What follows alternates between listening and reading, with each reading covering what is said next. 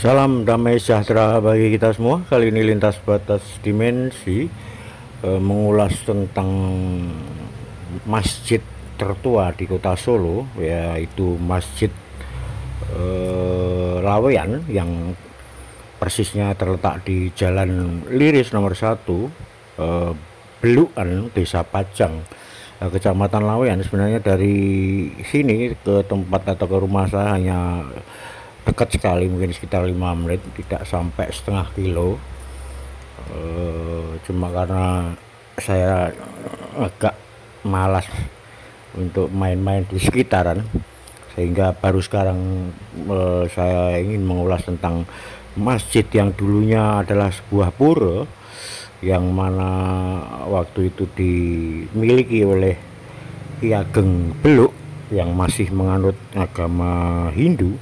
Oleh karena kedekatannya dengan tokoh yaitu Ki Ageng Henis atau Ki Ageng Henis, tokoh penyebar agama Islam yang bermukim di Kampung Laweyan, ini kampung batik, kampung wisata batik di Solo, sehingga lambat laun Ki Ageng Beluk menyerahkan pura untuk dijadikan tempat beribadah bagi umat Islam.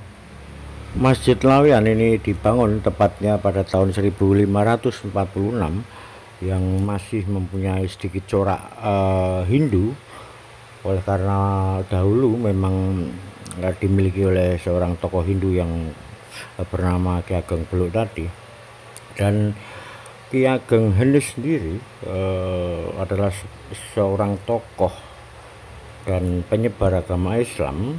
Beliau anak dari Ki Ageng Selo, terah keturunan dari Majapahit, yang tinggal di Kampung Laweyan, sehingga disebut juga Ki Ageng Laweyan.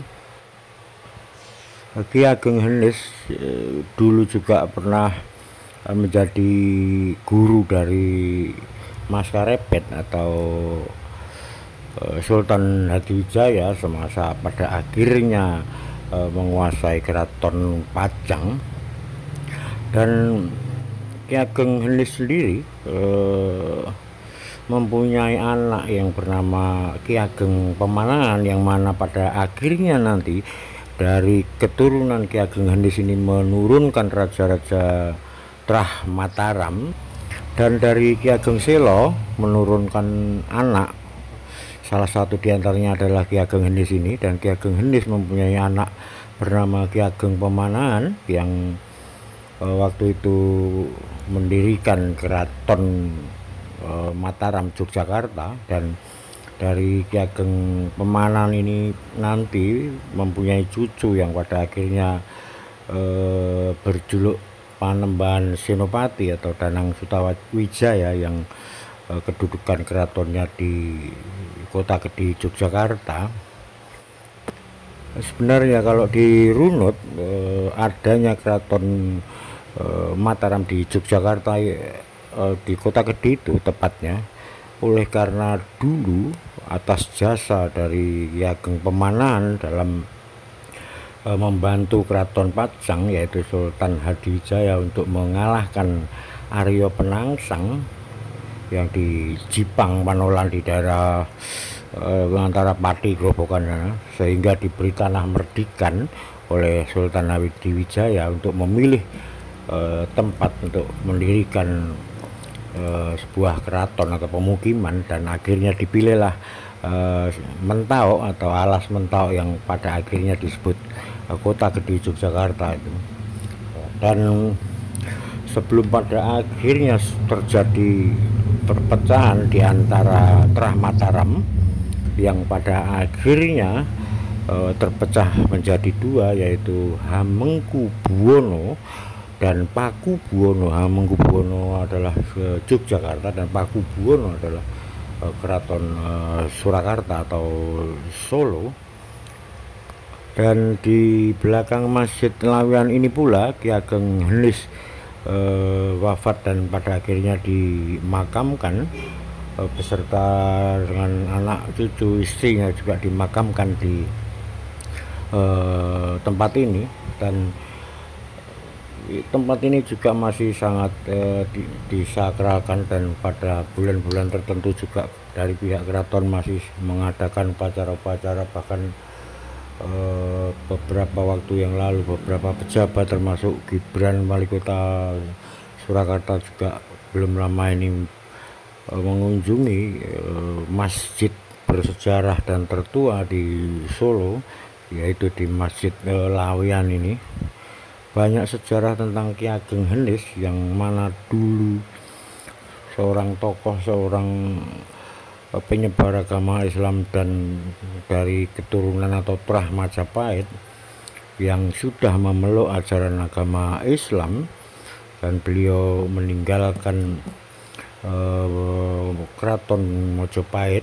Ada berapa ratus anak dari terah atau keturunan dari Brawijaya atau Mojopahit tercerai-berai, dan salah satu diantaranya juga termasuk Ki Ageng Selo, dan masih banyak lagi. Dan pada akhirnya menurunkan raja-raja terah Mataram Islam. Ki Ageng Henis hidup jauh sebelum Keraton Pajang berdiri, jauh sebelum Mataram berdiri. Beliau bahkan waktu dulu mengajar atau menjadi guru dari Joko Tingkir atau Mas Karebet. Dan ini adalah jalan menuju ke makam Ki Ageng Beluk, tokoh Hindu yang pada akhirnya oleh karena persahabatan dan toleransi beragama yang sangat kuat sekali, menyerahkan sebuah bangunan pura untuk dijadikan tempat peribadatan agama Islam. Ini adalah makamnya dan saya tidak bisa masuk. Artinya di Solo sudah ada toleransi beragama itu jauh sebelum era-era yang sekarang. Tahun 1546 sudah ada toleransi beragama yang sangat kuat, dan itu ditunjukkan oleh kedua tokoh ini, yaitu Ki Ageng Henis dan Ki Ageng Beluk. Dan oleh karena itu sampai sekarang di wilayah sekitar Solo juga masih sangat kuat toleransi beragama, sehingga tidak ada orang-orang yang memeluk agamanya dengan cara-cara yang kasar atau dengan cara-cara yang tidak pada umumnya. Mungkin tidak banyak yang bisa saya ceritakan tentang kedua tokoh ini, sehingga mungkin sekian dulu. Bagi Anda yang menyukai video ini, monggo silahkan subscribe, like, share. Bagi yang tidak menyukai juga silahkan. Ini hanya bercerita tentang sejarah yang ada di kampung saya. Kebetulan kampung saya ini juga Pajang Laweyan kecamatannya, sehingga sebenarnya